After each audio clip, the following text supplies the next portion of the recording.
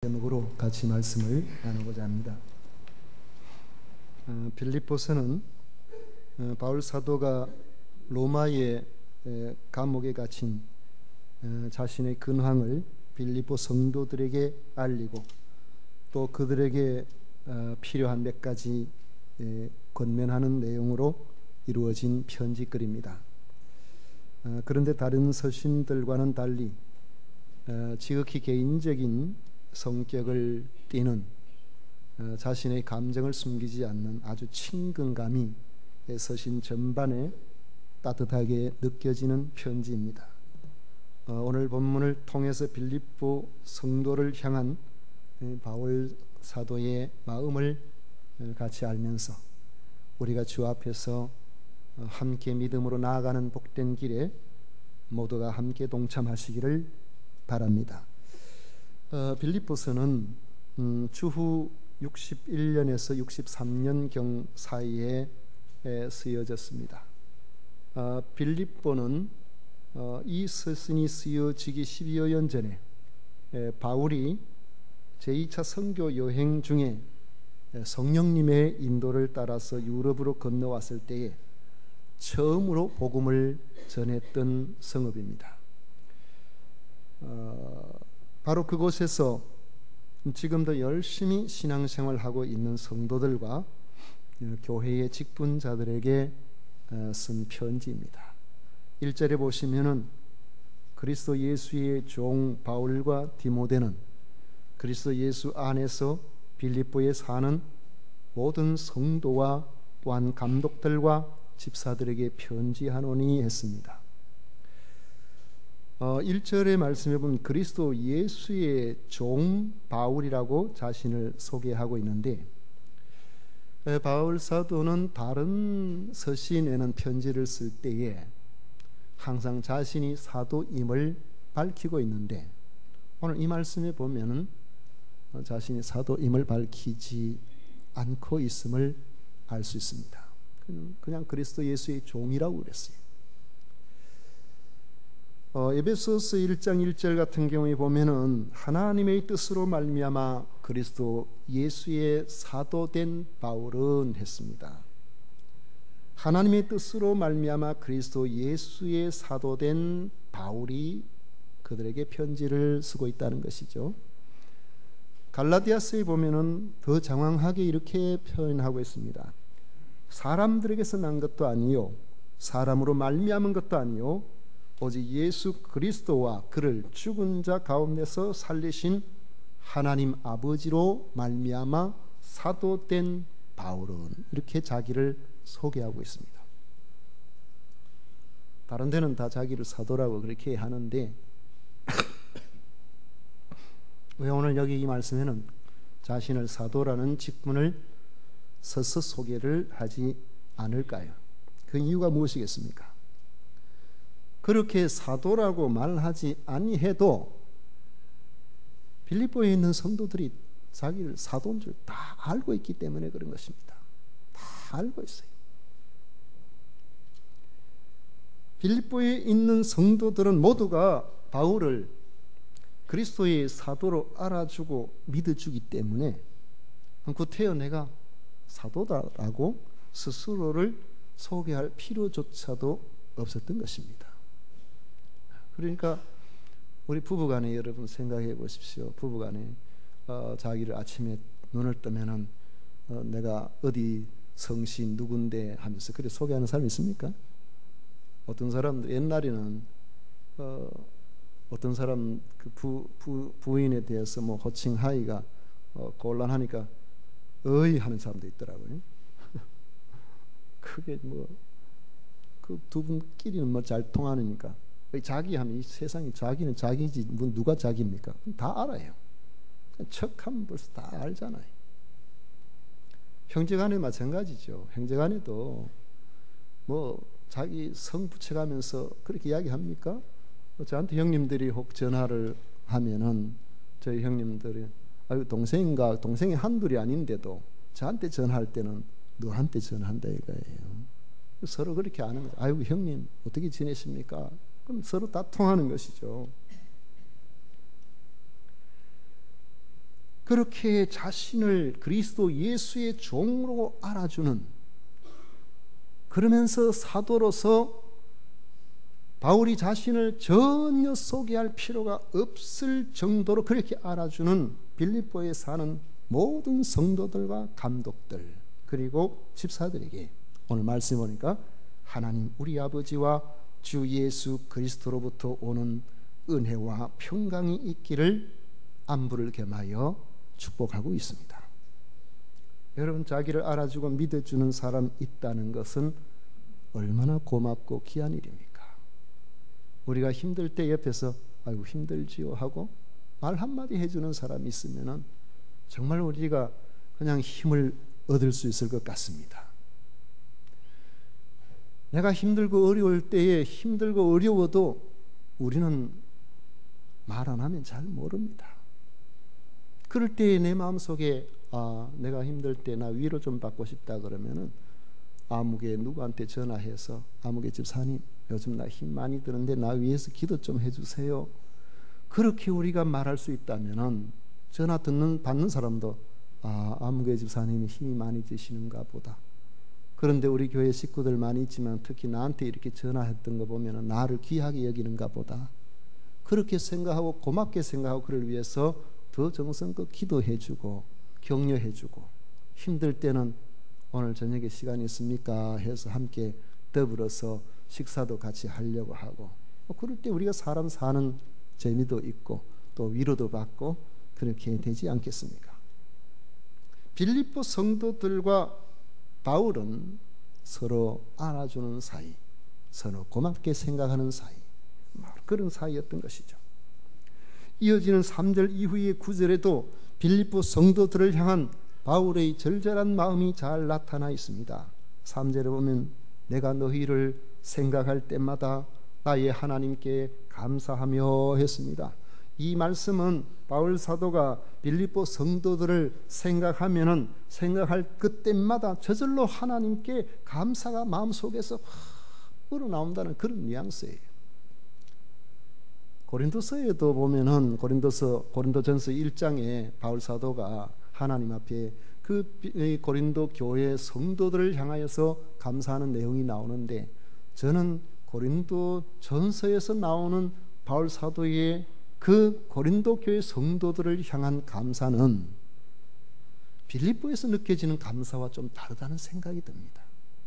고린도 교인들은 다 그런 건 아니지만은 많은 사람들이 바울에 대해서 좋지 않게 생각하는 일들, 바울이 개척해가지고 바울이 있을 때 부흥된 교회인데 바울 떠나고 나니까 말 잘하는 다른 사역자가 오니까 그 사람 대폭 빠져가지고 바울 사도를 빠져도 괜찮아요. 괜찮은데 이전에 섬겼던 사람에 대해서 나쁜 이야기하면 안 되지. 안 그렇겠어요? 자기들한테 복음을 전해준 사람인데, 가르쳐준 사람인데, 그러면은 그냥 위에서 기도해주고 그래야 힘들 텐데 나는 누구 편이다 편가르기를 하고, 바울이 진짜 사도가 맞기는 맞나 그러면서 바울에 대해서 사도 즉 그 자체에 대해서 막 의심을 품고 막 이렇게 하니까 고린도 교회가 예쁘게 보이겠습니까? 아무리 개척을 해서 키웠지만은 안타까운 마음이 아니겠습니까? 그런데도 감사한다고 할 때 그 감사는 원칙적인 면에서의 감사가 아닐까, 이런 생각이 드는데 빌립보서에는 그렇지 않습니다. 빌립보 성도들을 생각하면은 그저 힘들고 어려워도 저절로 입가에 미소가 지어지고 그들을 만나게 하신 하나님께 저절로 감사가 드려진다는 것입니다. 또 그들을 위하여 간구할 때마다 기쁨으로 간구하게 된다고 말씀합니다. 4절에 간구할 때마다 너희 무리를 위하여 기쁨으로 항상 간구함. 우리가 기도해 보면은 마음에 결심해야 기도의 제목이 되는 그런 경우도 있고, 결심 안 해도 기도한다면은 항상 기도의 제목으로 자연스럽게 기도하게 되는 그런 경우가 있죠. 어떻습니까? 여러분 자녀들을 위해서 기도할 때도 아이고 오늘은 내가 결심하고 기도해야지 해야 내 자녀를 위해서 기도합니까? 그렇지 않잖아요. 항상 그날 무슨 기도를 하든지 간에 그 기도가 끝나기 전에 자기 자녀들을 위해서 기도의 한 제목으로 삼게 되는 것은 부모로서 자녀를 사랑하기 때문에 자연스럽게 그렇게 기도하는 것이죠. 사실 따지고 보면은 내 자녀 내가 기도 안 하면은 누가 기도해 주겠습니까? 기도해 주는 사람이 있을 수도 있지만 없을 수도 있잖아요. 그러니까 가까이 있는 우리들이 자기 자녀들을 위해서 기도해야 되는 것이죠. 성도로 생각해 보십시오. 여러분들에 대해서 담임 목사로서 제가 기도 안 하면은 이웃교회 목사님 여러분들을 위해서 기도해 주기를 기도해 주는 분도 있을 수도 있겠지만은 그거 쉽지 않을 거예요. 쉽지 않다. 우리는 그 다 관계가 서로 이런 관계들이 맺혀 있기 때문에 빌립보 성도들을 생각해 보면은 뭐 우선순위 상관없이 마음을 따뜻하게 하는 사람, 바울의 입장에서 볼 때는 빌립보 교회 성도들이었던 겁니다. 그러니까 저절로 기도가 나오는 거예요. 그들을 향하여 기도할 때마다 그냥 기도하는 것이 아니라 여기 보니까 너희 무리를 위하여 기쁨으로 항상 간구함은 그렇게 말씀하고 있습니다. 저를 위해서 늘 기도해 주시던 그런 참 기쁨으로 기도해 주시던 분들이 예전에는 여러분들이 계셨는데 다른 교회 우리 교회 식구들이 기도해 주시겠지만은 계셨는데 거의 다 돌아가셨어요. 연세들이 많아가지고 거의 다 돌아가셨는데 아마 지금 생각할 때에 제 고향 교회의 형님 되는 장로님은 친형이 아니고요 고향 형님이죠. 아마 지금도 저를 위해서 기도해 주실 거라고 생각합니다. 한 번씩 그런 이야기 하시더라고요. 대표 기도를 하게 되면은 그 시골 교회 고향 교회에서 교역자로 제가 첫 열매라고 늘 기도한다고 그 이야기를 하시더라고요. 생각해 보면 힘이 난다. 날 위해서 기도해 주는 분이 계세요. 날 위해서 기도해 주는 여러분 자녀들은 내 부모님이 나를 위해서 기도하고 계신다 하는 것을 생각하고 여러분 힘을 내시기를 바랍니다. 부모님은 기도 자녀를 위해서 합니다. 예전에 저희 어머니가 70이 아마 다 돼가지고 그래야 예수님을 믿게 됐는데 늦게 믿은 것이죠. 그런데 제가 한번 여쭤봤어요. 어머니 저 위해서 기도합니까? 그러니까 기도하신다 그러더라고요. 무슨 기도를 어떻게 하는지 저는 한 번도 들어본 적이 없어요. 글도 모르시니까. 그런데 분명히 기도하신다고 저는 믿습니다. 그때 기도하셨을 거예요. 그게 자연스럽게 그렇게 되지 않습니까? 오늘 여기 말씀에 보면 마치 요한 3서에 나오는 사도 요한이 가이오에게 편지할 때에 가지고 있는 마음처럼 바울 사도는 빌립보 교회 성도들에게 그런 마음을 가지고 있는 것을 볼 수 있습니다. 요한 3서 1절에 보면 장로인 나는 사랑하는 가이오 곧 내가 참으로 사랑하는 자에게 편지하노라. 사랑하는 자여 내 영혼이 잘됨같이 내가 범사에 잘되고 강건하기를 내가 간구하노라. 짧은 구절에 세상에 남자가 남자한테 말이요 사랑한다는 말을 3번이나 하고 있어요. 저는 아들한테도 사랑한다는 말 한 번도 못 해봤습니다. 이상하게 그 말이 안 나와요. 이상하게 그 말이 안 나와요. 이제 언젠가 한번 해야 될 텐데 제가 너무 고지식해서 그런지 아유 너 힘들지 내 너 사랑한단다 그 말 한번 해주고 싶은데 그 말이 이 사랑이란 말이 입에서 잘 안 나요. 그런데 오늘 여기 보면은 사도 요한은 가이오라는 사람한테 그 짧은 편지글 속에서 앞에 2구절을 벌써 사랑하는 자요 참으로 사랑하는 자요 사랑한다는 말을 이렇게 반복하면서 왜 이런 마음이 드느냐 하면은 이 사도 요한 그 가이오에게 이런 마음이 든 이유를 요한 3서 이 보면 3절 4절 이렇게 밝히고 있습니다. 형제들이 와서 내게 있는 진리를 증언하되 내가 진리 안에서 행한다 하니 내가 심히 기뻐하노라. 내가 내 자녀들이 진리 안에서 행한다 함을 듣는 것보다 더 기쁜 일이 없도다. 믿음으로 그 힘든 상황에서도 믿음으로 잘 살아간다는 이야기를 들으니까 사도 요한이 이 가요를 볼 때 막 속에서부터 이런 감사, 기쁨, 이런 이 사랑이 저절로 막 우러나는 거죠. 바울은 빌립보 성도들을 향한 감사와 기쁨의 기도 이유를 이렇게 밝힙니다. 5절에 보면 너희가 첫날부터 이제까지 복음을 위한 일에 참여하고 있기 때문이라.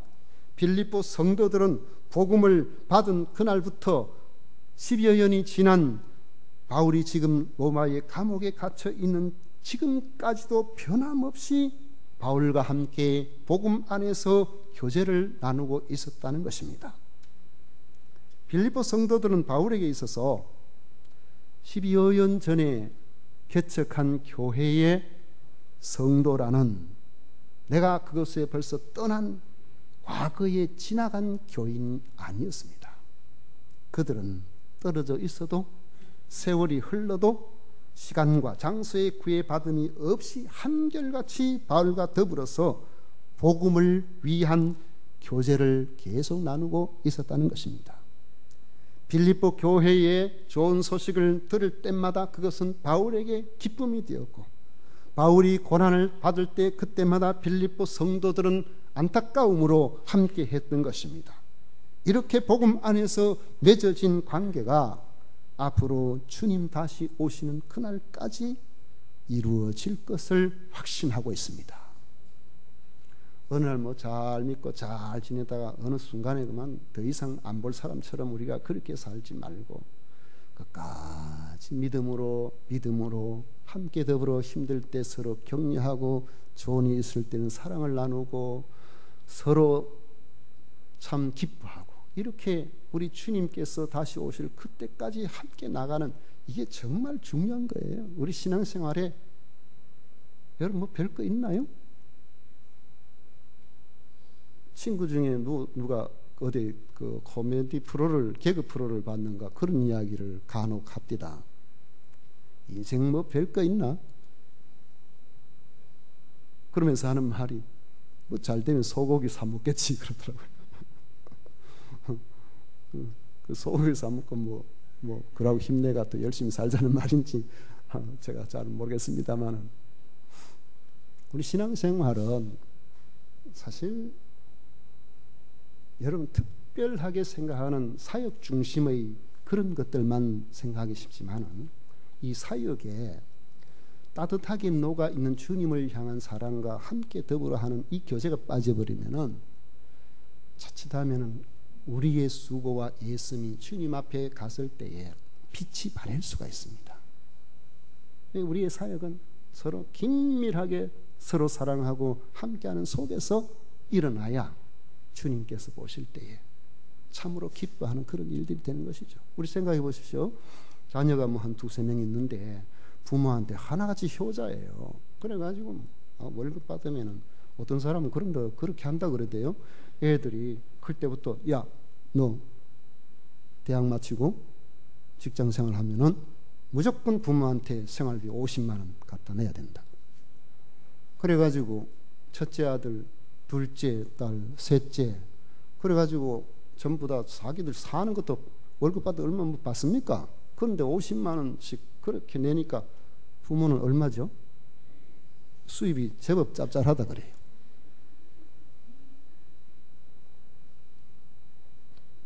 그러니까 어떤 분이 하는 이야기야, 나는 그래 못한다. 어떻게 자녀들 살기도 어려운데 어떻게 아이들한테 그렇게 할 수 있냐고. 그래, 난 그래는 못한다. 그런 이야기 하는 분도 있더라고. 그래서 어떤 분은 그래도 그렇게는 아니라도 부모를 복양하는 법을 젊었을 때부터 가르쳐야 나중에도 하지. 그 할 줄 모르면은 돈 1,000만 원 벌어도 부모에 죽든 살든 지 살기 바빠가 잘 못한다고 교육적으로 가르쳐야 된다고 그런 이야기하는 사람도 있더라고요. 그러나 그건 여담이고, 우리 생각해 보십시오. 자녀들이 부모한테 정말 잘하려고 애를 쓰고 그래 하는 자녀가 있어서 정말 개인적으로 하나하나를 볼 때는 참 잘하는 자녀들인데,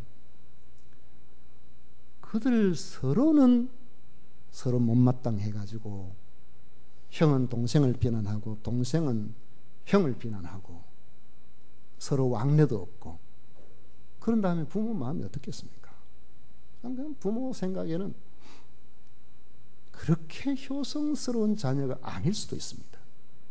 하나님 앞에서 우리의 사역도 중요하지만은 성도의 아름다운 교제는 사역만큼이나 중요하다는 사실을 여러분 기억하시기를 바랍니다. 잘 지나는 거 하나님 기뻐하세요.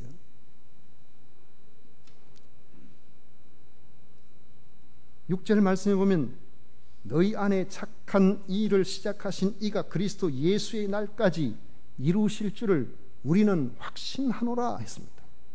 우리도 복음 안에서 이루어진 아름다운 교제가 소소한 일에 깨어지는 일이 없이 주님 나라에 이르는 그날까지 우리 모두 지속되기를 축원합니다. 바울은 그렇게 될 것에 대해 확신한다고 그랬는데 그 확신의 근거가 있습니다. 7절에 보면 내가 너희 무리를 위하여 이와 같이 생각하는 것이 마땅하니 이는 너희가 내 마음에 있음이며 했습니다. 빌립보 성도들은요 바울 사도의 마음에 있대요. 여러분 연애 편지 쓸 때 이 구절을 이용하면 감동이 새로울 것 같아요. 이미 나이 드신 분들은 자기 아내에게 편지할 때에 이 구절을 한번 잘 활용을 좀 해보십시오. 당신은 항상 내 마음에 있어요. 내 마음에 있다. 나의 매임과 복음을 변명함과 확정함이 너희가 다 나와 함께 은혜에 참여한 자가 됨이라. 바울은 빌립보 성도들을 자신의 사역에 있어서 목회자와 성도라는 관점이 아니고 함께하는 동력자의 관계로 그렇게 보고 있습니다. 여러분 사실 우리 모두가 주 앞에서 동력자예요. 그 동력은 구체적으로 어떤 일에 대한 사역의 의미도 우리가 생각해 볼 수 있지만은 몸이 불편하고 힘들고 연세가 많고 그러신 분들은 저렇게 앉아서 예배에 참여해 주시는 것만 해도 동력이 된 줄 저는 생각합니다. 여러분 함께 더불어 이렇게 같이 예배를 드리는 것이 얼마나 좋습니까? 만약에 나는 믿음이 좋아서 열심히 예배 출석하는데 다른 분은 그렇지 않다고 해가지고 여기 한 5분만 계시고 아무도 안 계신다고 생각해 보세요. 예배 드리는데 얼마나 설렁하겠어요. 함께 더불어서 하는 이 자리만 해도 우리는 동력의 길을 걸어가고 있다고 그렇게 생각할 수 있죠. 빌립보 성도들이 자신의 마음에 있다고 하면서 자기의 매임과 복음을 변명함과 확정함에 다 자신과 함께 은혜에 참여한 자가 됨이라고 했습니다. 바울의 투옥에 그들이 보여준 사랑, 복음을 위한 치열한 변증에 그들이 동참했던 그러한 일들, 복음의 적극적인 선포에 그들이 함께해서 교회가 왕성했습니다. 성도들 간에 믿음으로 살아가는 아름다운 모습들이 보였습니다. 빌립보의 성도들은 언제나 협력자요 동력자로 살아왔던 것입니다. 실제로 바울이 로마의 감옥에 투옥이 되자 빌립보 성도들은 자기 일처럼 바울을 돕기 위해서 팔을 걷어붙이고 나서서 없는 살림에 작은 헌금을 준비하고 사람을 한 사람 선정해서 바울 사도를 감옥에 있는 저를 도와주기 위해서 사람을 보내기도 하고 그렇게 했었습니다. 그러니 바울의 마음이 얼마나 그들을 향하여서 각별하였겠습니까? 바울은 8절에 이렇게 씁니다. 내가 예수 그리스도의 심장으로 너희 무리를 얼마나 사모하는지 하나님이 내 증인이시니라. 내가 예수 그리스도의 심장으로 너희 무리를 얼마나 사모하는지. 예수 그리스도의 심장으로 사모한다고 말씀하고 있는 것은 주님으로부터 받았던 바로 그 뜨거운 사랑을 말하는 것이죠. 우리가 주님으로부터 받았던 그 뜨거운 사랑이 뭡니까? 목숨 바친 사랑이잖아요. 십자가에서 나를 위해서 죽어주신 사랑이거든요. 네, 그 사랑 가지고 빌립보 성도들을 위해서 사랑한다. 사실 그 사랑 때문에 그 생명 내놓고 지금까지 곳곳에 다니면서 복음을 전해 오지 않았습니까? 그 결과가 지금 로마에서 거주 이전의 자유를 잃어버린 연금 상태에 지금 놓여있게 되는 이런 상황이 되어버린 것입니다. 이런 표현 사실 쉽지 않죠. 우리가 누군가에 대해서 얘들아 내가 사랑한다 이렇게 이야기할 때에, 아이한테도 사랑한다 할 때에 내가 예수 그리스도의 심장으로 너를 사랑한단다 이런 이야기를 한다 그러면은 내가 목숨 바쳐서 너를 사랑한다 이 말이 되는데, 한 번쯤 생각해 봐야 됩니다. 내가 목숨 바쳐 사랑하긴 하나, 저녁에 좀 집에 가서 종일 엄마하고만 있거나 안 그러면은 엄마도 좀 직장생활하고 하면 아이가 늦게 이렇게 집에 와 있는데, 그러면은 얼른 집에 와서 애하고 좀 놀아주고 막 애하고 좀 뭔가 이렇게 해줘야 되는데, 또 저녁에 또 뭐 술 친구 만나고 뭐 회 먹는다고 앉아가지고 가지도 안 하고 있다가 밤 11시나 돼가지고, 그리고 아침에 와서 야야 나는 목숨 바쳐 너 사랑한단다. 잘 감동이 잘 안 올 것 같아요. 그래 하면은 그냥 생각하기도, 진짜 우리 아빠는 내가 위험한 상황이 되면 날 위해서 아마 목숨 바칠 거야 이런 마음이 말이에요. 그런 마음이 좀 드는 그런 무엇이 이렇게 보여야 되지 않겠어요? 이런 표현은 사실 쉽지 않은 것인데 이렇게 이야기하고 있는 거예요. 바울이 지금까지 복음을 전하면서 수많은 교회들을 개척을 했지만은 처음부터 끝까지 바울의 사역에 협력자가 되어준 교회는 빌립보 교회 밖에는 거의 없었습니다. 그렇게 생각하면 충분히 아마 이해가 되는 표현일 수도 있을 거라고 생각합니다. 그러니 바울은 빌립보 성도들을 위해서 더 기도할 수밖에 없었습니다. 빌립보 성도들을 위한 기도의 내용을 보십시오. 9절에 내가 기도하노라 너희 사랑을 지식과 모든 총명으로 점점 더 풍성하게 하사. 기도하는데 뭘 기도하냐면 풍성한 사랑을 기도하고 있습니다. 빌립보 성도들의 사랑이 점점 더 풍성하게 되되 지식이 있는 사랑과 총명, 즉 분별력이 있는 사랑으로 풍성하기를 기도하고 있습니다. 사랑이 맹목적인 사랑으로 가면 안 됩니다. 사랑은 맹목으로 빠지면은 사람을 망치는 수가 있습니다. 엄마는 그래도 좀 냉철해서 아기를 키울 때에 좀 나름대로 이렇게 이성적으로 보면서 하는데, 할머니는 좀 맹목적인 사랑을 해요. 애 좋다 그러면 막 설탕물 좀 먹이고 아이스크림도 때 먹이고, 금방 난 지 얼마 되지도 않았는데 잘 먹는다고 그러면은 애 이빨 다 썼습니다. 만약에 며느리한테 시어머니가 그랬다면은 다시는 얼굴도 안 볼라 할 거예요.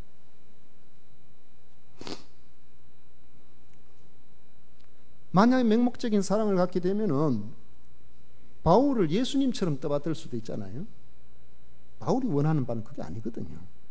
예수님 바로 믿는 것이지 바울 자신을 뭐 어떻게 뭐 이렇게 하는 건 아닌데, 그러다가 바울을 뭐 예수님처럼 떠받들다가 바울에게서 무슨 실망스러운 그런 일이라도 보이기를 한다면 한순간에 그냥 뭐 아마 믿음에서 떠나버릴지도 모릅니다. 그렇게 되면.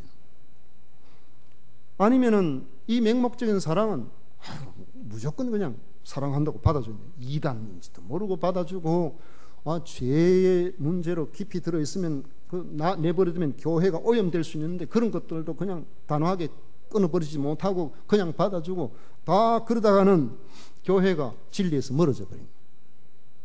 교회가 결과는 파멸이 되겠죠. 그 본인도 망하게 되는 거죠.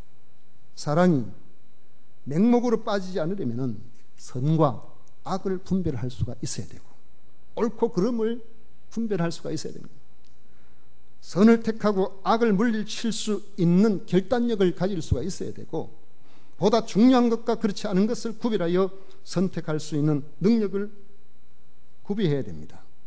그래서 바울은 빌립보 성도들이 가지고 있는 그 사랑이 하나님이 주시는 온전한 지식과 분별력으로 점점 더 풍성해지기를 기도한 것입니다. 왜 이런 기도가 필요할까요? 사탄은 교묘하게 찾아와서 진리를 혼란스럽게 만들고 박해로서 성도들에게 두려움을 주어서 위축시켜버립니다. 온갖 유혹으로 세상과 타협하여서 살게 만들어버립니다. 요즘 가톨릭 로마 교황이 대단히 인기가 높습니다. 우리나라에도 스타 중에 그런 스타가 없어요. 미국 갔는데 미국에서도 뉴욕에서도 얼마나 열렬히 환영을 받는지, 낮은 데로 임하는 모습, 작은 차를 타고 노숙자를 찾아가고 어려운 이들을 나오고. 그런데 우리가 분별력을 가지고 보지 아니하면 그렇게 아름다워 보이지만 과연 그 속에 진리가 있는가 하는 문제를 우리가 냉정하게 살펴봐야 됩니다. 보면요, 우리가 사회적 약자를 보듬고 하는 것은 우리 신앙생활을 하는 우리들이 마땅히 해야 되는 그러한 일이지만은, 그러한 부분들이 인본주의와 결탁을 해버리면은 선과 악을 구별을 못하게 만드는 수가 있습니다. 그게 뭡니까? 예를 들어서 우리가 지금 자주 언급하고 있는 동성애자, 소수 인권 우리가 보호해줘야 되지 않느냐. 누가 박해합니까? 여러분 동성애자 찾아다니면서 괴롭힙니까 우리가? 그래 안 하잖아요. 그런데 장려하는 것이나 그것을 용납하는 것은 하나님의 말씀에 로마서에서 분명히 그 부분을 언급하고 있어요. 그러면은 우리는 그런 면에서 사람을 특정한 위치에서 올려가지고 그 사람을 말이지요 사회에 매장시킨다든지 이렇게 하자는 것이 아니라, 죄인 것은 죄라는 것을 이렇게 분명하게 언급을 해줘야 되는데, 그런 것들을 언급함이 없이 모든 것들을 그냥 다 감싸 안아버리는 것이죠. 이게 사탄이 노리는 부분이에요. 이렇게 되면은 진리와 비진리가 헷갈리고 성결이 사라져버리게 됩니다. 그렇게 되어서 지금 온갖 문제들이 발생되는데, 이런데 많은 기독교인들이 야 진짜 넓은 가슴이네. 이번 10월 달에 칼럼 제목이 양양문입니다. 읽어보신 분들이 계신지 모르겠네요. 양은 큰 바다 양자인데 양자 2개 들어가게 되면 지극히 넓은 문이라는 뜻이에요. 뭐든지 다 받아들여요. 우리들이 사람의 인권의 인성에 대해서 다 받아들여야 되지만 그 속에 아닌 건 아니라고 말할 수 있는 것이, 우리 성경을 읽어보면 그렇게 되어 있지 않습니까? 그런데 성경보다 더 나가버리는 게 문제가 되는 것이죠. 그러면은 우리가 하나님을 섬기는 사람, 주를 따르는 사람으로서는 문제가 발생하게 되는 것입니다. 이처럼 우리가 기도하면서 하나님께서 기뻐하시는 뜻을 바라보고 주께서 원하시는 그 사랑의 그 범위 안에서 벗어나지 않는 이런 총명, 이런 분별력을 가지기 위해서는 우리 자신들이 깨어 있어야 되고, 깨어 있어서 기도하지 않으면 안 되는 것입니다. 왜 그렇게 합니까? 그것은 바로 주님 앞에 서는 날 허물 없이 주님을 만나기를 바라기 때문에 그렇습니다. 여러분 이렇게 생각을 해보십시오. 특정인을 지목해서 하는 게 아닙니다. 우리가 예수님을 알지 못할 때나 혹은 우리의 다른 사정으로 아기를 가졌는데 뜻하지 않게 낙태를 하게 됐다고 생각해 보십시오. 가톨릭에서는 그걸 큰 죄로 여깁니다. 그런데 최근에 로마 교황이 그 낙태죄로 고민하고 고통당하는 사람들을 위해서 훈령을 내렸습니다. 전체 사제들에게 그런 사람들을 용서해 주도록. 여러분 용서는 누가 합니까? 하나님이 하시는 일이에요. 그런데 사제가 용서해 줘서 그 마음을 편안하게 해주자는 거예요. 과연 이게 진리냐는 거죠. 이게 성경이냐는 거죠. 그런 식으로 지금 이야기를 하고 있는데, 많은 사람들은 진짜 훌륭한 분이라고, 좋다고. 저는 인격적으로 인간적으로는 좋아합니다. 그러나 진리 문제는 우리가 생각을 좀 달리해야 될 부분들이 분명히 있다는 것을. 왜요? 우리는 하나님의 말씀을 믿는 사람이니까, 그 말씀을 따라 사는 사람이니까 그런 것입니다. 그래서 우리가 주님 앞에 설 때에 주님께서 아이고 열심히 살았네, 최선을 다해서 살았네, 정말 하나님께서 보실 때에 허물 없이 주님을 만나기를 바라는 것이 바울 사도의 마음입니다. 10절에 보시면 너희로 지극히 선한 것을 분별하며 또 진실하여 허물없이 그리스도의 날까지 이루고, 그래서 예수 그리스도로 말미암아 의의 열매가 가득하여 하나님의 영광과 찬송이 되기를 원한다고 11절에 말씀하고 있습니다. 의의 열매가 무엇입니까? 그리스도와 그리스도의 가르침을 따라 살기 때문에 자연스럽게 나타나는 하나님의 사람으로서의 삶의 증거가 바로 의의 열매인 것입니다. 예수 그리스도를 따라 살기 때문에 다른 사람들은 다 이렇게 살아도 주님이 그렇게 살기를 원하지 아니하시면은 우리가 손해가 있는 일이 있어도 그렇게 안 살려고 하는 게 그게 의의 열매예요. 말씀을 맺도록 하겠습니다. 성도 여러분, 우리는 심각한 경쟁사회에 살고 있습니다. 이 경쟁사회에 교회도 많이 오염이 되어 있어요. 그래서 나 자신도 모르게 그런 관점으로 보게 되고 기도하게 되고 그렇게 될 수 있다는 것이죠. 어떤 분이 기도하는데, 아이를 위해서 기도하는데, 하나님 이 아이를 지혜롭게 해주시고 총명하게 해주시고, 그렇게 기도하면 좋잖아요. 여러분, 그 기도가 어떻습니까? 나쁜 기도예요, 좋은 기도예요? 저는 좋은 기도라고 생각하는데, 그런데 기도할 때 하나님 이 아이를 누구보다도 총명하게 해주시고 누구보다도 똑똑하게 해주시고, 비교하는 거예요. 이 아이는 하나님 주신 나름대로의 그게 있는데, 그래 하면은 크면서 누구보다 좀 못하면 스트레스 얼마나 받겠습니까? 우리도 모르게 이 경쟁에 교회 안에도 그런 면들이 들어오기 쉽다는 것을 우리가 생각해 보십시오. 바울의 감사와 간구는 이 경쟁적인 구도를 갖지 않습니다. 우리 모두가 하나님의 자녀예요. 각자 은사, 열심을 따라서, 하나님 주신 바를 따라서, 성령 안에서 그렇게 서로 사랑하고 신뢰하는 그 교제를 이어가는 동력자 의식이 그 속에 들어있다는 것을 볼 수가 있습니다. 그 따뜻함이 보여주는 간구의 목적은 바로 신앙생활을 함께 해 나가면서 함께 더불어 최후 승리를 기대하는 데 있고, 함께 주님을 더 닮아가는 이런 의의 열매를 같이 좀 맺혀가면서 그렇게 하기를 바라는 것이고, 함께 더불어 하나님의 영광과 찬송이 되기를 바라는 소망으로 이어지는 것입니다. 여러분, 이렇게 생각해 보십시오. 주님 앞에 가서 저는 칭찬받기를 원합니다. 여러분들도 함께 더불어 칭찬받기를 원합니다. 그게 우리 마음 아닐까요? 그런데 주님 앞에 가서 제가 칭찬받기를 원합니다. 우리 교회 식구들 누구보다도 제가 칭찬 더 많이 받기를 원합니다. 그런 생각하지 말고 함께 더불어 같이 더불어서 주님께서 하나님의 영광, 의의 열매가 맺히는 우리가 되기를 바란다는 것입니다. 여기는 직분의 차이나 무슨 연조에 이런 거 없어요. 각자의 주어진 일. 5달란트 받은 사람 최선을 다하면 주님 칭찬하실 것이고, 1달란트 받은 사람도 최선을 다하면 주님께서 칭찬하실 겁니다.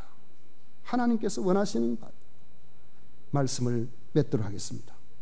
우리도 바울처럼 서로 감사하고 기도하십시다. 경쟁적 구도가 아닌 함께 믿음에서 함께 그리스도를 만나는 그날까지 진실과 열정이 있는 신앙으로, 성도다운 성도의 모습으로 우리 더불어 함께 더불어 하나님의 영광과 찬송이 되시기를 축원합니다. 기도하겠습니다. 고마우신 하나님,